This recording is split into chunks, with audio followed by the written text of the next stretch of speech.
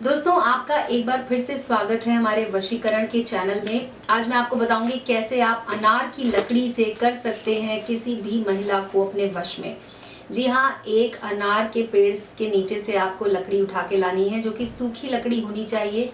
इस तरह से आप देख सकते हैं, आपको छोटी लकड़ी भी चलेगी, आप छोटी सी एक लकड़ी वहां से उठा कर ले आइए, क्योंकि ये आपको अचूक वशीकरण करने में मदद करेगी। और दोस्तों, इसके अलावा हमें ज़रूरत पड़ेगी कुछ कागज़ों की। कागज़ का इस्तेमाल हम इसमें करेंगे, तो छोटे कागज़ इस तरह से आप ले लीजिए। और एक थाली की ज़रूरत आपको पड़ेगी, तो आपके घर में कोई भी स्टील की थाली हो तो आप वो ले आइए। और एक कटोरी में आपको कुमकुम घोलना है, पानी डाल दीजिए और थोड़ा सा कुमकुम को घोल दीजिए। इस तरह से मैं आपको बताती हूँ कि कैसे आप किसी भी अगर आप चाहते हैं कि आपकी पड़ोसन के ऊपर वश करना चाहते हैं उसे, अगर आप अपनी पड़ोसन को अपने वश में करना चाहते हैं दोस्तों, तो आप इस उपाय को ज़रूर कीजिए, क्योंकि ये बहुत ही ज़्यादा चमत्कारी है। और सिर्फ 3 घंटे के अंदर अंदर आपकी पड़ोसन आपकी बाहों में होगी। जी हाँ, आप जो करना चाहेंगे आपके साथ वो करने को तैयार होगी। ये जो आज हम आपको बताने जा रहे हैं, इसे संभोग वशीकरण कहा जाता है। संभोग वशीकरण के लिए इसका इस्तेमाल किया जाता है अनार की लकड़ी का। तो एक थाली ले लीजिए और उसके अलावा आपको और किसी चीज़ की ज़रूरत नहीं है। सबसे पहले दोस्तों मैं आपको बताती हूँ कि थाली में शुरू करने से पहले हम कागज़ का इस्तेमाल क्यों कर रहे हैं। कागज़ के इस्तेमाल में आपको मैं बता दूँ कि कागज़ पर आपको अपनी उस पड़ोसन का नाम लिखना है जिस पड़ोसन पर आप वशीकरण करना चाहते हैं। तो आप पड़ोसन का नाम लिखिए कागज़ के ऊपर इस तरह से। एक कागज़ में, दूसरे कागज़ में आप लिखिए अपना नाम, और तीसरे कागज़ पर दोस्तों आपको लिखना है ये मंत्र है ओम कामदेवाय संभोग वश्यम कुरु स्वाहा।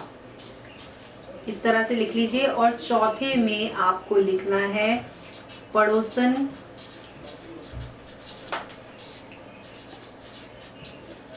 की माँ का नाम।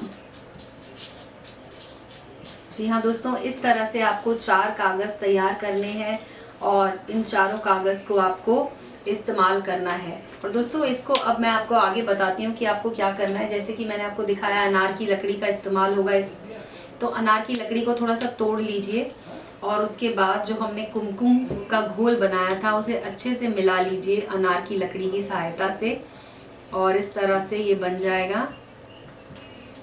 अब दोस्तों, आपको अनार की लकड़ी की सहायता से ही इसको लगाना है। तो सबसे पहले आप इसे लगाइए, जहाँ पर आपने पड़ोसन का नाम लिखा है वहाँ पर आपको इसे इस तरह से लगा देना है।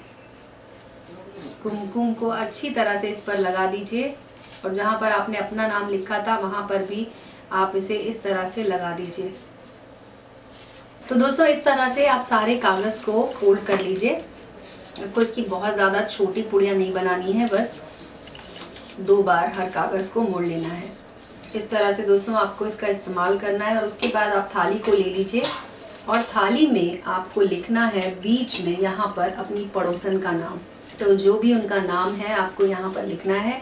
जैसे मान लीजिए अगर पड़ोसन का नाम मनीषा है, तो आप इस तरह से अनार की लकड़ी की मदद से आप उनका नाम यहाँ पर लिख सकते हैं।